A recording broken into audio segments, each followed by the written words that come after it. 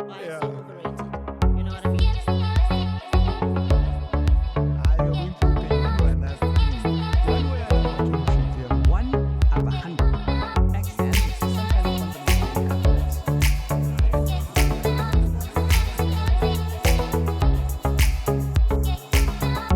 Right, guys, welcome to It's More Than Just Money, where we delve into conversations with entrepreneurs, change makers, and industry leaders that are making a difference in the South African business landscape and abroad. Now, remember, if you haven't subscribed, please click on that subscribe button, click on that notifications bell so that you don't miss any of our upcoming videos.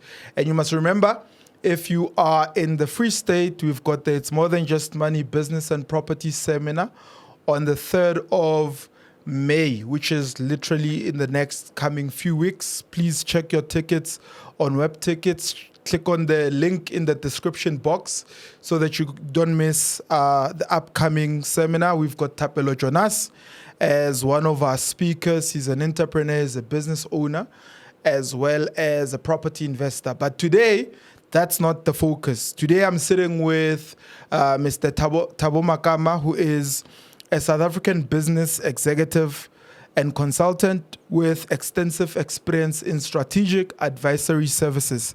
He's the founder and CEO of T Makama and Partners, TMP Africa. He is a consulting firm that provides services to multinational corporations, local private companies, and public sector organizations. His clientele includes companies such as Barlow World, Microsoft, Accenture, Air Liquid, and Adept IT. In addition to his role at TMP Africa, Mr. Makama serves as the chairman of the board of trustees for the BMW Enterprise and Supplier Development Trust for Sub-Saharan Africa and is the chairperson-elect of the Rustenburg Community Development Trust. He is also he's also active in the entrepreneurial community as a startup and small business coach. He hosts the T Junction Spaces podcast, where he discusses topics related to business, innovation, and development. He has been recognized as Stanford University GIC IX certified instructor and is known for his motivational speaking and investment insights. Through various roles, Mr. Makama established himself as a key figure in strategic consulting, business development, and community upliftment within South Africa. That's a long resume.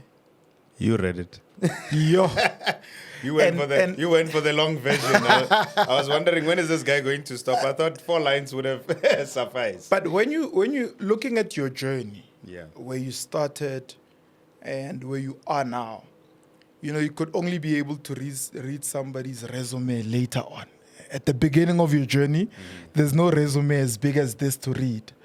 When you hear it now and looking back to where you started, one, how do you feel? And two, how do you then narrate the story of how you started? Sure. First and foremost, thanks a lot for the opportunity. I think you and I have been threatening Yeah. to Too have a many very- times. Threatened too many times to have such a deep conversation and actually have conversations around entrepreneurship and the development of our people. And I think 20 years, to be exact, is how long I have been toying with being in a structured environment. So from varsity, post-varsity to where I am now, 20 years. And being an entrepreneur, it goes to back when I was in primary school. And I know people like to say, oh, but that's the story that we always hear.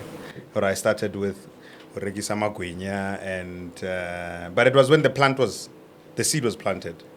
So it's more than 20 years, to be exact. So when I look at my When you say you started in primary and it's more than 20 years, Yeah. people will think you are 27 years old. They're like, in primary school. In primary school, That's where it started. No. I'm past my 40s now. My daughter, just to give an indication, my daughter's turning 21 or 21 in March. Yeah. Yeah, my firstborn turned 21 in March. So that's how old I am. So if you include the primary school, entrepreneurial activities, the Sure. 20 years Standard plus the many so years. standard 4, standard 5, plus another long term. So yeah, we're crossing more. Yeah, Yeah, 30 years of, of being exposed to how to make money. yes. And take Yeah. us through it. Take us through it. Look, it's a very. I want to first answer the question around how does it feel like when someone reads your resume, right? And it's a bio for me more than the resume, because my resume is listed of my other achievements, what have I done, where I was. I've worked both in the private and public sector. So my first job, I worked at Kudusport, at Transwerk in Kudusport Pretoria. is an yeah, area. Kudusport is an area out before Silverton in Pretoria.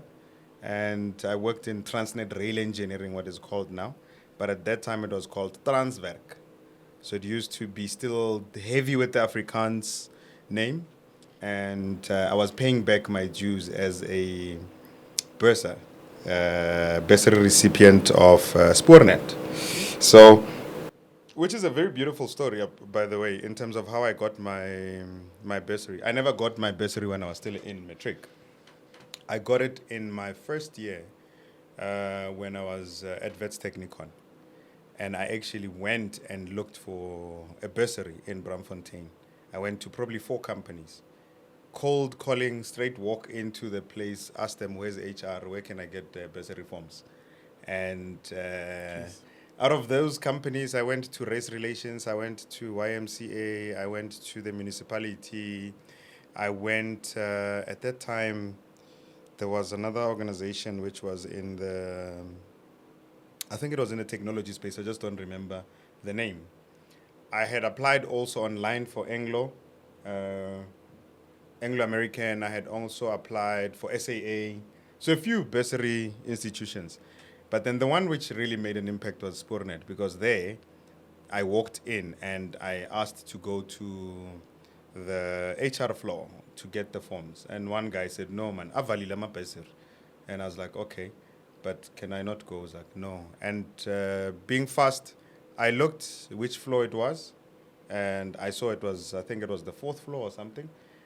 Olga Bombas was the lady who was there as the person who does, and big ups to her, because she gave me one of the biggest opportunities in my life. Olga Bombas. Yeah, Olga Bombas. So when this security guard was busy with other things, I went into the lift, I pressed, I went up.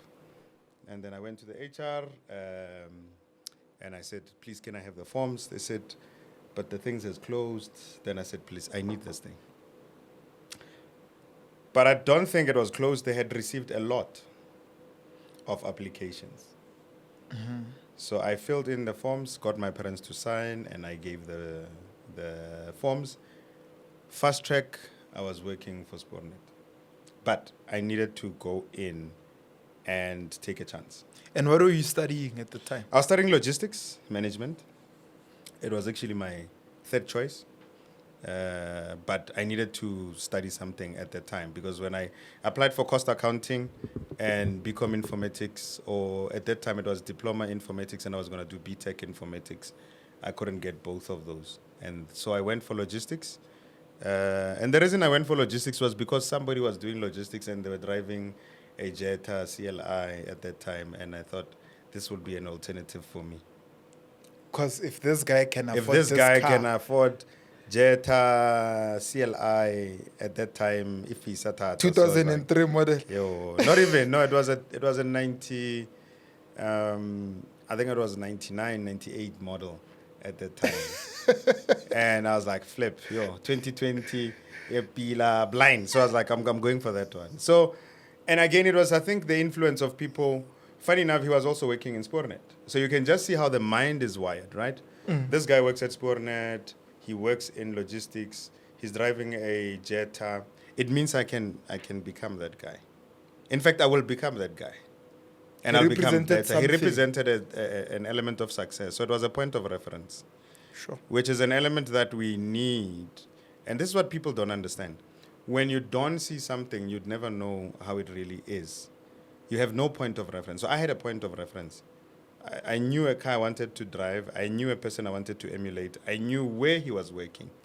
And I wanted to be in that same space for me to be able to say I have gotten to a certain level, which is my goals. But then lo and behold, you work in the space, you get over the period like, okay, fine. How long is this going to take me, you know? What I didn't factor in was a timing factor to say, this guy has been working for long. He's a senior to me, and that's why he can afford a Jetta. Ah, okay. You see? He had spent now- so many he had years spent so there. many years, right? So I go, I graduate.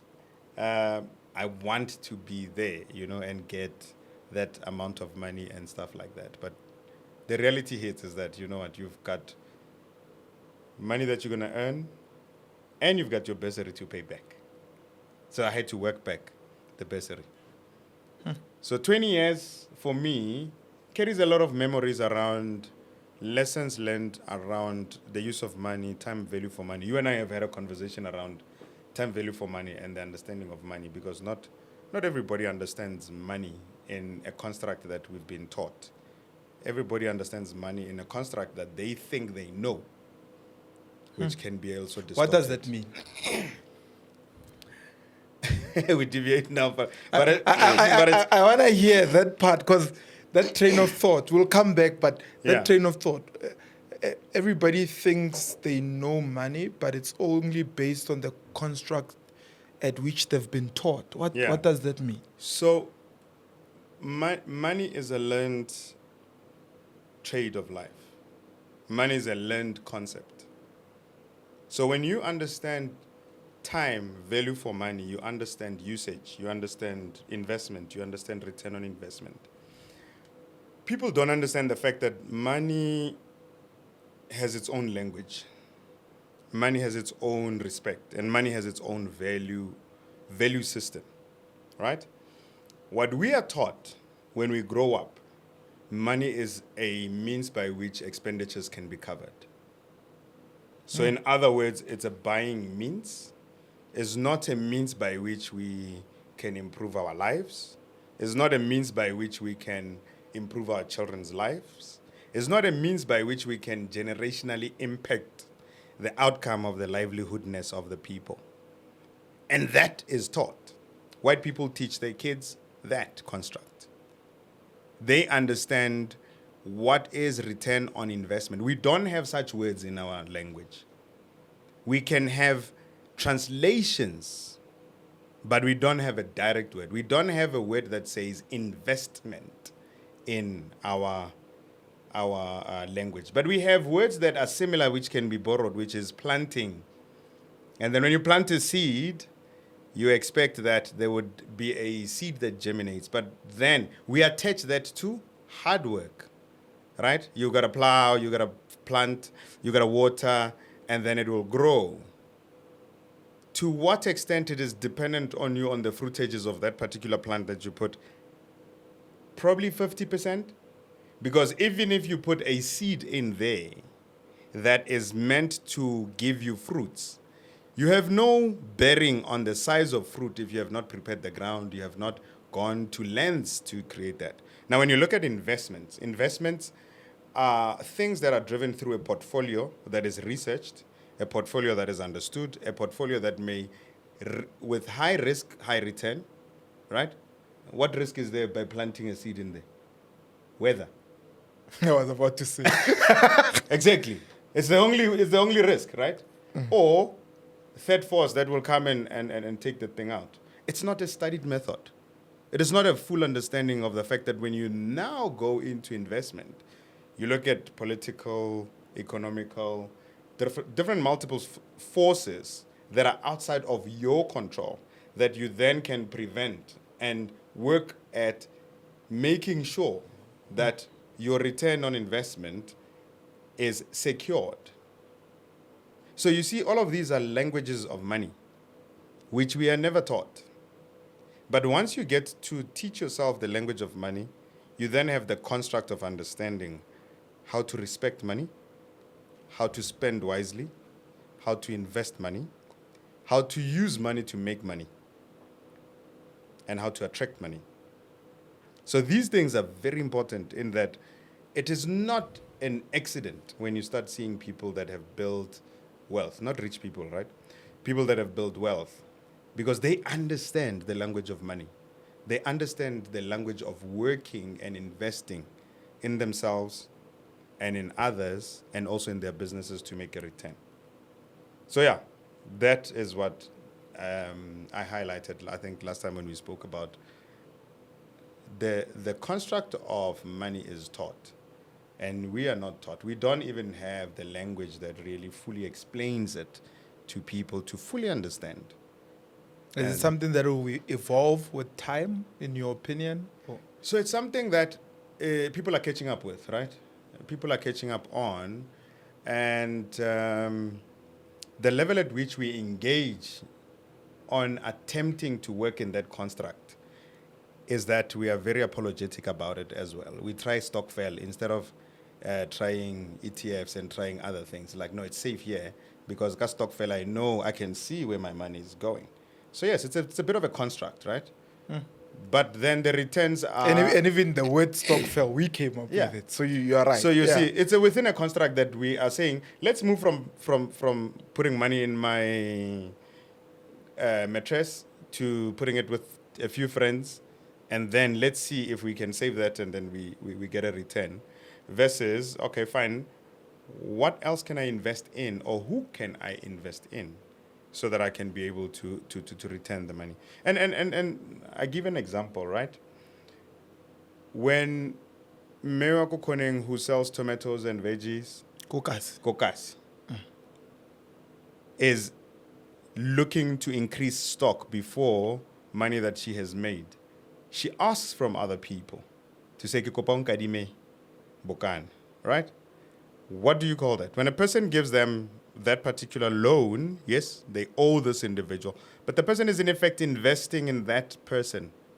One, they have calculated the risk. They see her every day. They can almost count stock by looking at the stock. They know she always sells because she's been doing it for the past 10 years. So she has a business plan and unwritten, but they've done an evaluation. And that is why they can put 200 rands in there to say, go and buy stock or sadi tamati or go and buy whatever. Why? Because they have seen a trend. They have seen how the business has performed. Because if the business was not performing, she would not be sitting there for 3 years. What is the risk cover? They know she has a family. They know the family depends on her being there. And so they have done their risk analysis and they put 200 rands in. They charge interest on top of that. Ke tla o fa 200. Ke ke tla fa buise le 200, ke 250. batla e le 250. She agrees. Why? Because her cash flow is affected. She needs to keep her clients happy. So she's doing a cash flow analysis without writing it. Those rules apply again in the business. When a loan is granted against the cash flow. The cash flow is granted against the performance of the business. When the business is performing, you have a certain risk factor. Then there's a grading against interest. Then you get repaid. You repay according to how you have behaved in the business and your credit affordability and repayment ability.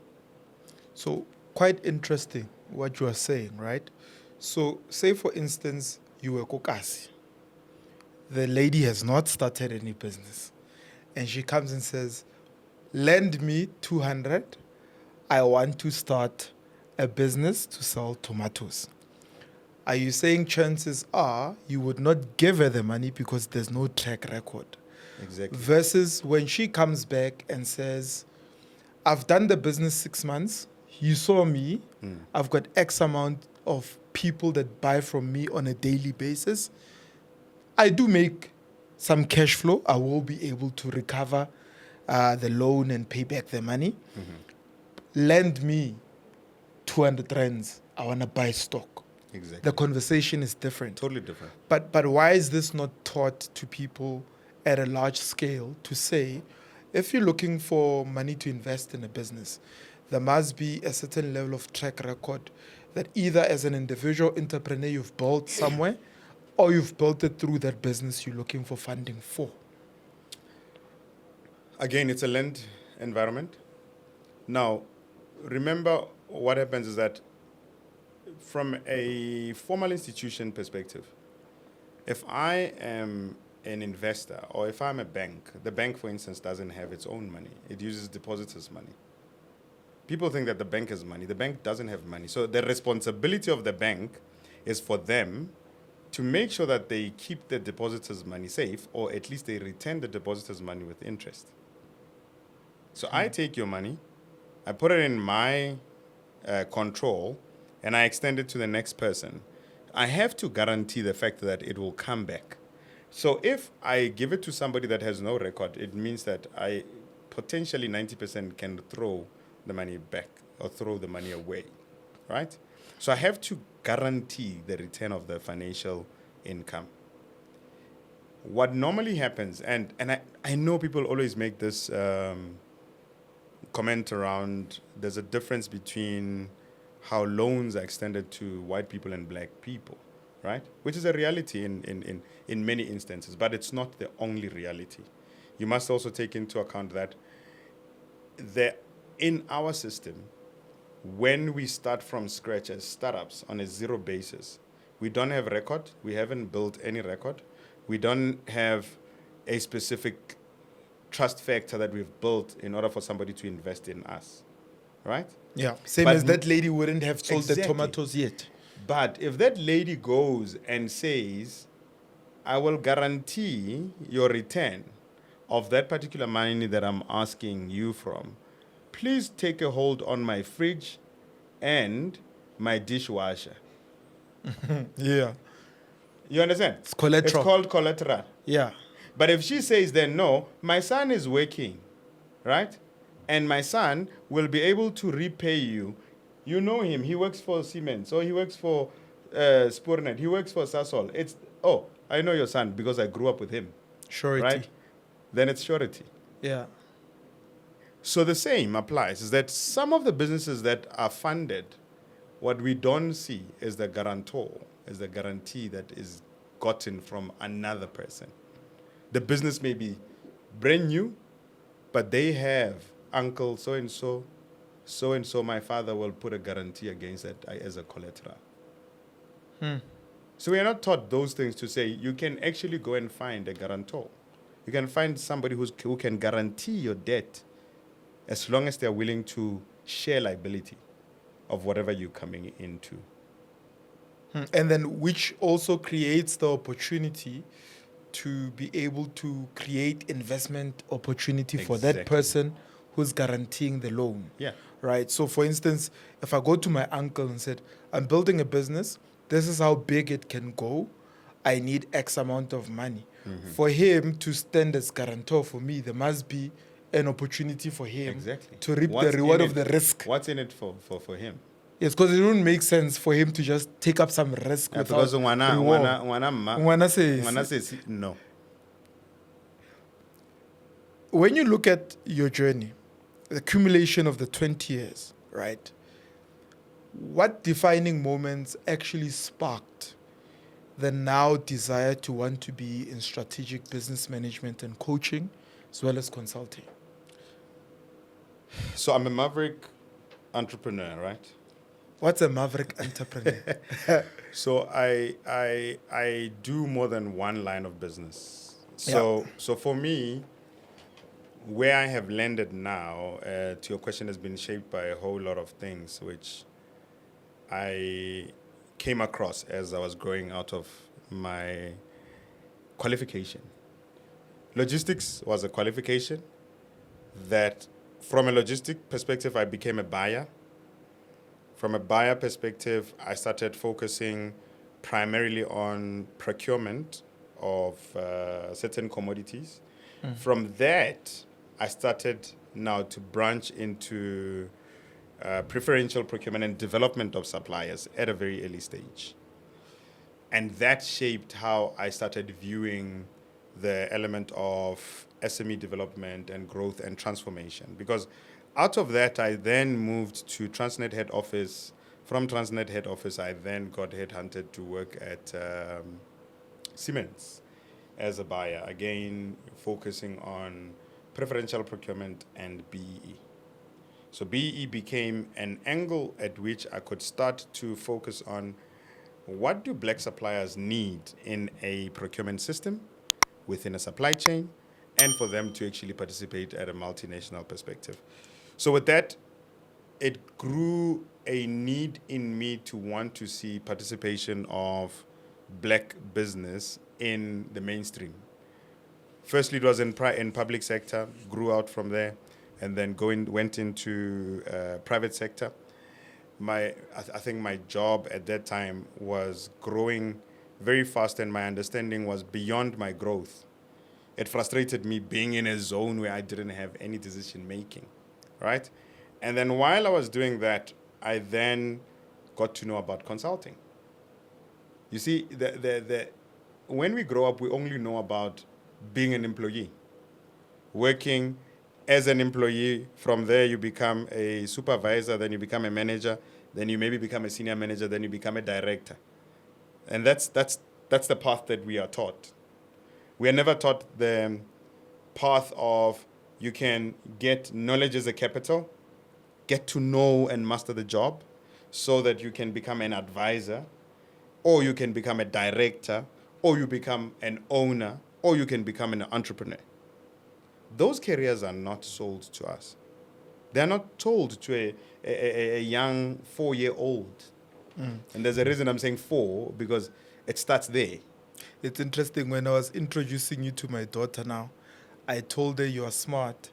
And she said, "Are you guys recording a podcast? Can you tell me about it later?" I don't know if you heard her. Yeah. Say, "Please tell me. Tell me." About the podcast Yeah. later when we drive." But you're right. Then it's not taught. Yeah. As you're saying, continue Exactly. from So there. it's not Yeah. taught. And in my language, I'm from Pretoria, so raditula dilo tse, you know, it's like you come accidentally into these things. No one tells you that, okay, you can really build a career out of consulting. You can really build a career out of just being an advisor. You can build a career out of the academics. You go through academics until you reach PhD, and then you go back in to become, you know, an advisor, director, and whatever. So our old systems of doing career guidance are very limited in terms of how they shape the way we think and the way we actually put ourselves in the right position, right? Because it's important to be at the right place at the right time and then have the right information to participate. So I went into consulting with the view that I knew a little bit more now, right? I knew how to be an advisor to someone senior. The beauty about consulting that it takes you without a particular position to speak with people of a higher position because of your knowledge capital. So I then moved from Siemens into a small consulting firm in Bryanston. And with that, I thought, you know what, I'm ready. I know I can do this by myself. So I left the organization to join other guys who were independent consultants in the transformation and BE stage. And that was my first bite of the punch of business, where it just punched me in the face. And when I was still planning, then it just threw a punch straight in the middle. So I got to learn how to adapt, to become adaptable to a new structure. I also got humbled to understand that I am not ready to be in the consulting space. I needed to go and build and get to understand a different space. But at that time as well, I was about to get married, and there was too many things happening. I needed to jump back into the wagon of work. Humility had to set in to say, hey, you got to chill and look after the things that are much more important. I went back and started working again.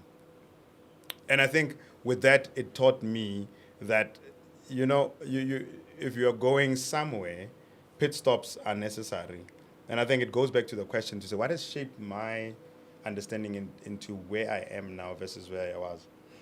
I then got to understand and appreciate the fact that when you don't take care of the most softest, smallest things that are important, you can't achieve bigger things. You can't participate in bigger conversation. You can't put bigger deposits into bigger projects. So you've got to first sort out the most small things and then grow from that.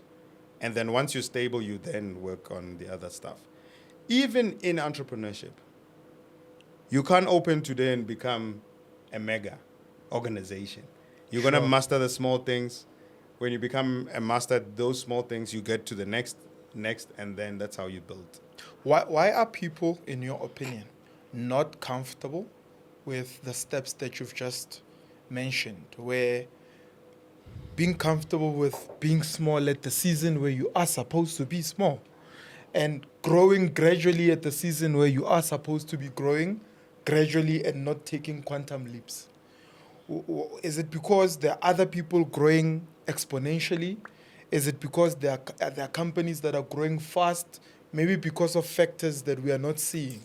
Having a guarantor, having access to funding that one might not necessarily be having access to. Because a lot of people, what I've seen, there's a lot of frustration with starting small.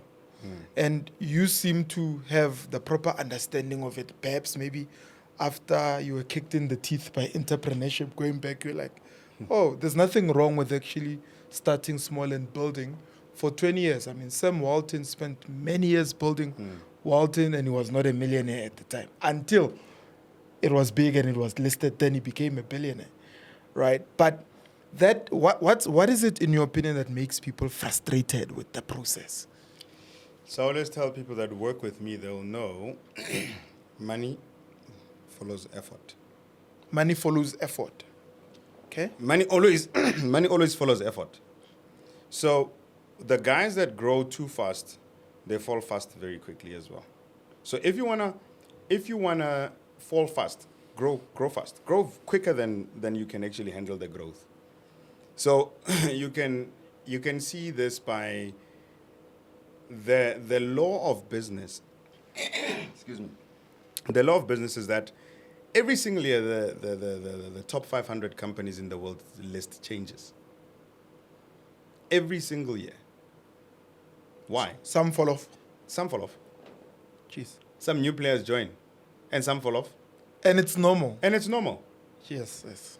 We thinking it's happening only there, but then you go the lowest of the lows. The lowest 500 list of 500 companies in the world, some fall off. Whether you made 50 rands and tomorrow you make nothing, or you made 5,000 and tomorrow you make nothing, you either make it up or you fall off. So some of the businesses that have for years been up there and have grown, they eventually fall off. Or they demerger or diversify and they become something else, which is part of morphing in business. That the metamorphosis of business requires you to form into something else. You can't be the same thing as a business and then succeed. And also, you can't take the playbook of another organization and think it is going to be your playbook for you to succeed. So when you start seeing and reading about Airbnb, you read about Netflix, and you read the success story with the view that, okay, I can have that multiplier effect. But also read their failure stories and read how they have strategized to actually, become an organization that has got multiple verticals that come out of their original idea. What does it mean that they have multiple verticals that come from the original idea? Do you mind explaining that? All right. So the line that crosses from left to right, horizontal, top to bottom, vertical. How we are set as we do things, we always move from left to right. But we come across things that enhance our business from top to bottom. So in other words, if I am supplying water, right? It's my horizontal business, right? But if I want verticals in my business, I now start adding flavored water. I start adding vitamin water. I start adding weed water. I start adding water canisters. I start adding Stanley bottles for water. Those are verticals. So your business grows into other things that make the horizontal line remain. So business that only goes horizontal and is just water, it will die very soon. Why? Because you're not conscious of what the outside world is asking for. If I sell water and I come to you and I find that the way you're drinking the water is, I could advise you and I say, have you tried my flavored water? Or if I come to your business, I find that you have my water and you have another brand that's flavored water and it doesn't bother me, then I'm not in business. Because if I come and I sell you still water and I find you drinking flavored water, I will ask, why are you not buying the water from me? Then you say, but you don't sell flavored water. It's like, would you buy it from me if I have it tomorrow? So your business starts to have these verticals and it diversifies on the basis of you being alert. You don't walk blind into your client space, into your market, and say, oh, fine, flavored water. And then I come again, you're using a cup, and you say, hey, this water is warm. And I'm like, do you know that I'm selling Stanley's at a discount because I found a place when I can, order these things? Or I've got these coolers that you must get. Or I know that you're a whiskey drinker. Can I sell you cubes, plastic cubes, which I've infused with my water in there? Do I understand who I'm selling to? Do I make time to want to meet the need? Remember, business is just that. You've identified a need and you match it, and then you have somebody that's willing to pay. And how does one apply that in the services business? Say, like what you've explained now, it's a horizontal line for a product. Yeah. Right? And then let's talk services. I'm in the service business. I'm a doctor, accountant, lawyer, engineer, whatever. I provide one. services. Consultant. So if I'm a business consultant, or I'm a Yes. health consultant, or I'm a Any physical kind con- of consultant. any kind of consultant. That where Let's take where it to people. let me tell you. Let's take it to the most lowest space that people overlook, and we have a high supply of personal trainers in the gym. Okay. It's services, right? Service, right? Yeah. Their horizontal line is making sure that they provide an hourly rate for your physical training. Right? Yeah. You come to them, they see you every day. You talk about your pets, you talk about your family, you talk about everything else. Sometimes they are psychologists. Sometimes they listen and become psychologists. Sometimes they give you extra services, Advice. and advice. And others have gone into trouble because they have closed the gap where they were not supposed to close the gap. Right? Oh, extra services. Extra services. Oh, okay. But in I any see. case, for now, we're saying, if I come for gymming to you, if I look at the 360 construct of health, I want this person to lose weight. Do I partner or work with a nutritionist or an expert who works with supplements? Or I go and work with a psychologist? Or I work with somebody who is going to give motivation? Or I go and work with somebody who sells apparel? I don't gym naked. But if you can affect and impact my space of construct, I will always come for just that hour. And I can tell you for free, if ever the personal trainers, as they are today, were very diverse in thinking and they were looking at the verticals, they would be one of the richest guys walking around. Why? Because they would work on creation of these verticals and products that are centered around the livelihood of the people that they're helping to train. Because they have inside info They to have those the people. inside info, but they also have the ego levels of that person. They know the person at the weakest. They know the person at the highest. They know what makes those people tick. So they've got a face-to-face market analysis. They have a face-to-face business plan walking in front of them every other time. But most of them are fixated on the fact that ka 2 ke na le Mary, ka 7 ke na le Witness, ka 10 ke na le Tabo. Let me make sure that I have at least 10 in a day. And they work 16-hour days so that they can cover an hourly rate. They could work 8-hour days and in the other 8 hours sell the products and actually enhance on their lives. They are lifestyle consultants, but they see themselves as personal trainers. How does one make that shift? You have to have a In mental any form shift. of business, yes. How do you In make any that business, shift? you got to have a mental shift. So, one of the things that I try and coach people on is, can you see your next level? Have you visualized your next level? Have you visualized your next step? Do you understand what your business can become and ought to be? Because everyone can start a business. I promise you, anyone can start a business. But why do we go on vision, mission? Vision, mission statement. Right? Because people think this is theoretic. It's not theoretic, it's a lived experience. Business is a lived experience. You can't have a vision as a business to say you will become the next best African brand or consulting services company on the continent without actually putting the steps towards achieving that particular vision. I mean, there's so many people who attend vision board sessions. Yep. They go and they paste all of these things. They don't live it physically or mentally or psychologically. So They you're have saying it as a theory. pasting it without it being a lived experience does not work? Doesn't work. How do you do it? So if you let me ask you a typical question, right?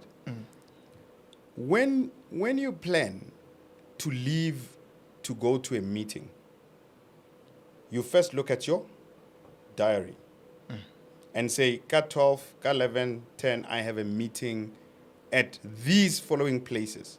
What do you call those? Schedule. It's a schedule, and the places you're going to, destinations. Yes. And then what does it require you to do? To plan my trip. To plan your trip. But will it happen if you sit there? No, I have to move. You have to move. It's an active, not a passive process. But guess what? You've already moved in your brain. You've already said, I hope there's no traffic. Why? Because you're living that moment already. I hope there's no traffic if I go between here and there. Oh, snap. You know what? I still need to make sure I come back at 4 because I need to pick up my daughter. You already picked up your daughter in your brain. You've lived that. It's an active movement. It's not passive. So is that what determines, I won't be able to make the trip if I'm going to that meeting? Exactly. I must ask somebody else to do that. Then it's a plan. Right. Then it's an alternative plan. So now if I say my vision as a company is to make 100,000, what is the roadmap to that? What is my lived experience of level 1, level 2, level 3? What is the destination? Destination is 100,000. But what are the pit stops in the space? What are the actions I need to take? How does one design those? Say somebody's watching now, and they're saying, I'm looking for ways to get there. My goal is 100,000. What are the pit stops that I need to look at? Either whether I'm a services business or I've got a horizontal product that I'm selling. How many hours do we have in the day? 24. 24 hours, right? If you can generate 1,000 rands in 24 hours, right? It might take you a similar effort. I'm not saying the same. Similar effort to raise another 2,000 rands in 24 hours. So your line of sight in terms of the way you think, your line of sight in the way you plan, and your line of sight in terms of executing will determine whether you move from 1,000 rands to 2,000 rands to 3,000 rands to 4,000, 5,000, 100,000. But also, your line of respect for the time you have will also determine the return you get. Now, once you start seeing that the formula works, you have the ability to take risk or not take risk will also determine your return. So if you look at what do I need to do in the day I have to deliver on the first assignment that I committed to, you've got to then say, I have to commit this. And if I commit to this, I must deliver with excellence. If I have delivered with excellence, it means that in my mind it's imprinted that I can deliver. Because no one can come in questions like, when you don't know how to make 1,000? After you've made 1,000. No one can say that, right? But someone can say, but you don't know, you haven't made. They can't say you don't know. You haven't made 2,000. if you know how to make 1,000 within 24 hours, you've got to say, what will it take for me to make 2,000 within the same 24 hours? Do I respect my time? More than respecting your time, when you ask myself, do I respect my time, is you are not asking yourself you're respecting your time, you're respecting your client. If I am going to deliver this product that I have promised, can I get the return for it? So the promise I've made is that you will find the best water. Is it the best? It can be the best to me. Is it the best to my client? What is my client saying? If my client wants more, then I know that it's an increase in my revenue. If my clients talk to the neighbor around my water, then I know it's market expansion. If the neighbors now start saying, hey, we actually need this type of water in our area, that is a collective bargaining. They will come and say, can we buy it for a particular price? Yeah. Then your market grows, right? But it's Yes. how you're going to penetrate their thinking and respect their time and respect their rents for you to be getting to 100,000. So going back to that, if you'll have a lived experience of how you're going to get to the 100,000, you're going to have to work at asking yourself those questions. What are my clients looking for? How am I going to respect their time? How am I going to respect their money? How am I going to deliver to the promise? And when you do that, it becomes automatic. You continuously do the same things and you grow from there. Now, you start getting bored of the same things. That's when the verticals come in. Because you've mastered the water. But now you need to figure out the formula for sparkling water. Oh, now, if I guess it too much, then it tastes like this. What's your lived experience? If I get flavor, not to be too health conscious people, not to be too sweet, what is going on? Those are things that you need to be putting in. But if you say something and you don't deliver to it, you've broken the promise to yourself first before you broke the promise to your clients. Then you're a betrayer. You've betrayed yourself before you even betrayed your client. By the time you betray your client, it's done. It's money out of your bank. You're gone. You can't say, I know, I totally understand. Sorry, it was a mistake. No. Sometimes you only get one shot. So what then do you think are the challenges that you see affecting the African business landscape? And African or South African? South African. Or it could be either or, right? It could be South African, could be African, because I do believe that South Africans need to look into Africa as an opportunity to do business. It's open for business, right? So when you look at the South African landscape and the African landscape, what do you think the challenges are? Of course, they will be different. And then which are the opportunities that you think are emerging for local and African entrepreneurs? So it's a two-pronged question. Yeah. So you see the rest of Africa, because I think we as South Africans have got this mentality that we are in South Africa and then there's Africa. Yeah. You know, it's like a very messed up mentality. Yeah, that's why when I said African, you said South African or African. Yeah, South African or rest of Africa. Yeah. So I just want to make sure that we understand. So there's South Africa Yeah. and the rest of Africa. The reason being the dynamics are totally different on a free market system and the way our markets are developed, and also our banking system, which is highly controlled in terms of the money flow and highly secured in terms of how money can flow in and out from a South, which is a benefit and also a less benefit in terms of the cash market, right? Because when you go to the rest of Africa, it's a very high cash market versus credit market. So in South Africa, we are very much credit dependent and credit worthiness dependent, while the rest of Africa, we are experience, cost, and affordability dependent, which is cash market in most of the cases.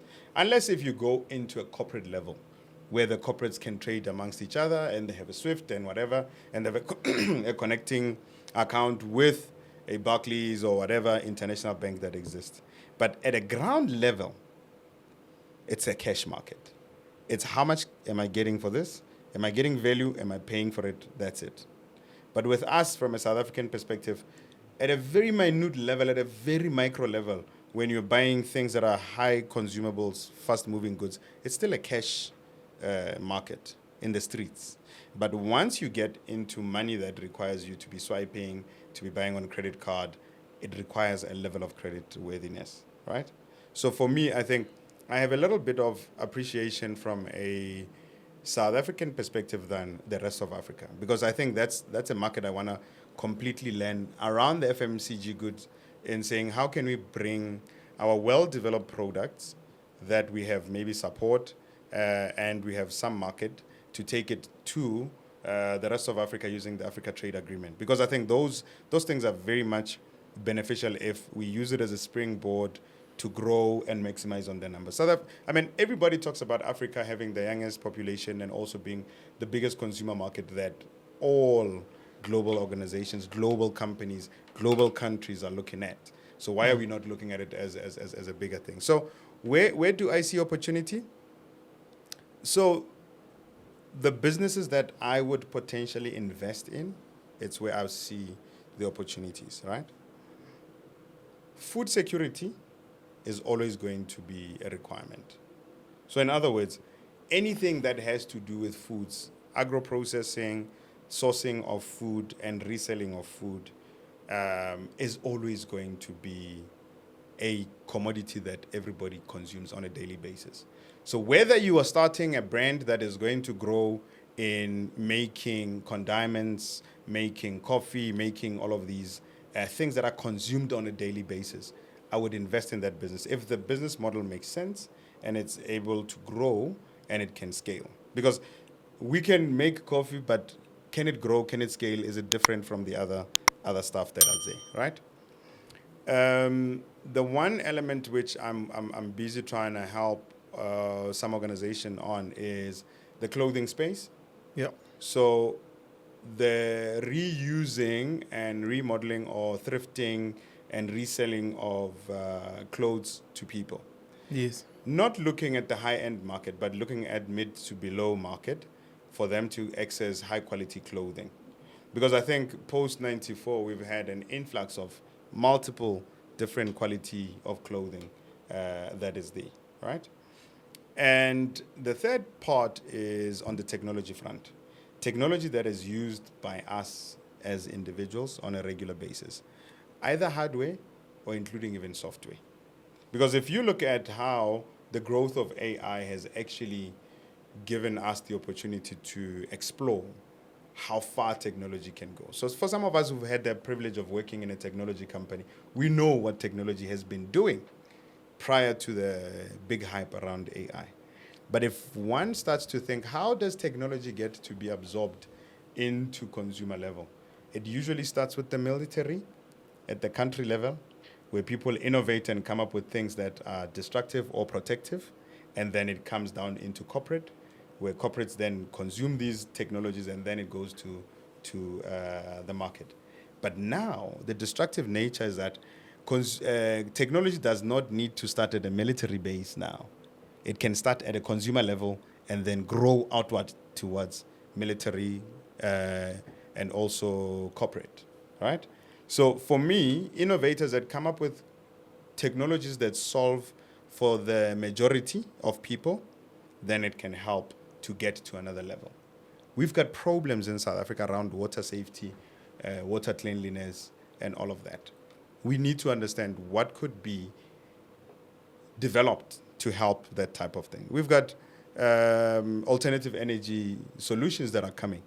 But then with a lot of these alternative energy solutions that are coming, how do you monitor, how do you report, how do you make sure that the technology that you can bring forth can be made available to even, the lowest level of LSM for the people? Something that people can consume without even them blinking and utilizing. So those are just some of the things that I would potentially invest in as an investor or as a person that would give advice for business, because that helps to really give someone elements of growth. And the challenges would be the same. Access to funding, it's always going to be a challenge, and people mention it. But guess what? With a good product and a good scaling ability, you can attract the right investors, even if they come in at an equity level where they're giving you advice. Guys, if you're watching this, you must remember that on the 3rd of May, we've got the It's More Than Just Money Business and Property Seminar that is happening. Please click on the link in the description box It's a web tickets link, and you'll get all the information that you need.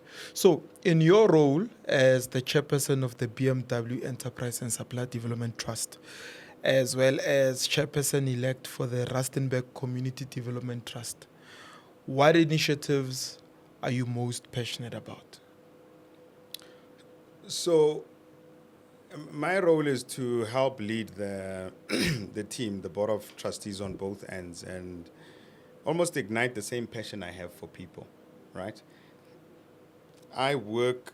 My biggest purpose is to work with other people, develop communities, and impact them positively, take them from where they were to a different place of them growing. So, we work with entrepreneurs in the automotive industry from a BMW perspective. And then at the Rustenburg Community Development Trust perspective, we work with villages and communities and royal heads to try and look at three key areas where there is either economic development, agriculture and agro aligned processes, and then manufacturing, and then other special projects which are there, which can string between health, between youth development, between the support for NPOs. But then the common thread there is how can we impact people positively to understand their role in developing themselves and developing the spaces they live in, and also grow their own organizations. If it's a small business, from a funding perspective, we want to understand how they are going to grow in the automotive industry and become a bigger supplier. Because when you look at the automotive industry, it's very broad, but they are tiered, the multi-tiers that are there that are required for you to be one day a supplier at BMW, one day a supplier at VW. You don't just become say, no, I can do seats. There's so many things that are involved. But it's also understanding and learning the ropes of what will it take from a compliance perspective, what will it take from a growth perspective, infrastructure, and a whole lot of things to grow into a space where you can become a supplier. And then from the community side is what do we need to do as a community to align to the strategy that the RCDT is working towards. And with that, it makes it easier for the conversation. Because remember, non-alignment requires that we have to think twice as hard on your proposition and the conversation you're bringing. Then we have to go back and do a consultation and say, is this idea really relevant? Is this aligned to a strategy? Then we have to go back and say, okay, fine, is this budgeted for? You see? Right. But then when you're aligned and you have a clear vision of what you want to do, and you've aligned that to how there's a meeting of minds, it makes it easy for us to have a conversation. To say, oh, yeah, fine, but maybe change A, B, C, D. We're not doing that. We're not supporting that. So yeah, that's that. I mean, it also applies in business. I won't work with people that don't align to my vision. I don't work with people that even may want to pay for my services if it doesn't align to my values.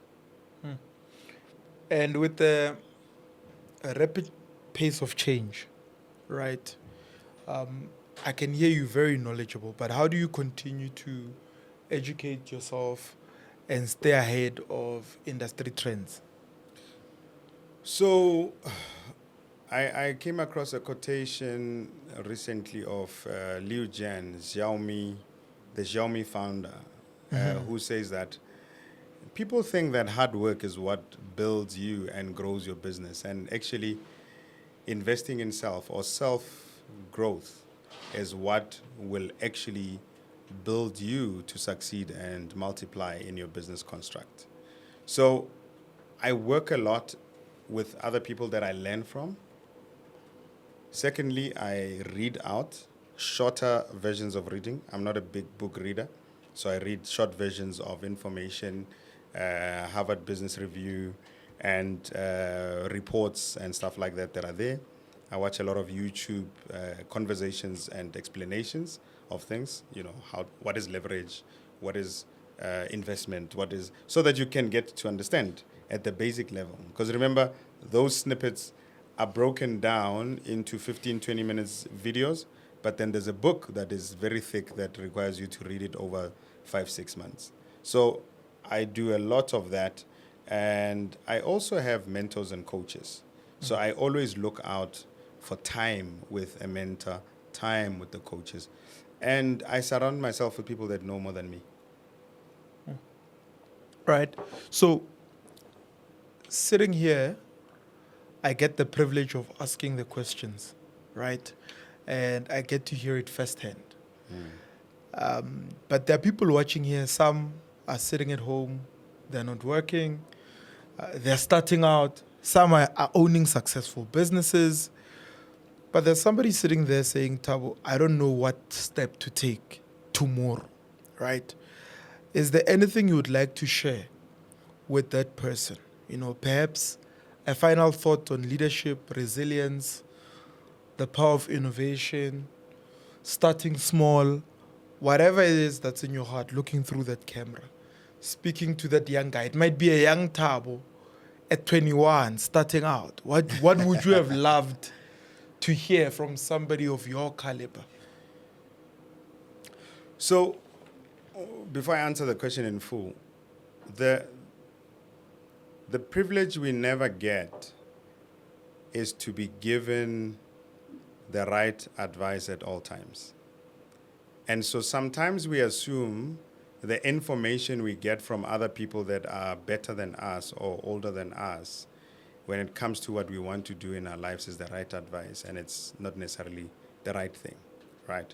And so you have to be, at a very early age, be able to filter information that you know or you can have a gut feel that it's not going to benefit you.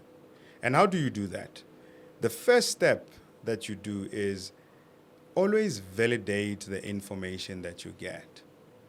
If someone tells you about something, don't adopt it the first time and say, this is how things are done.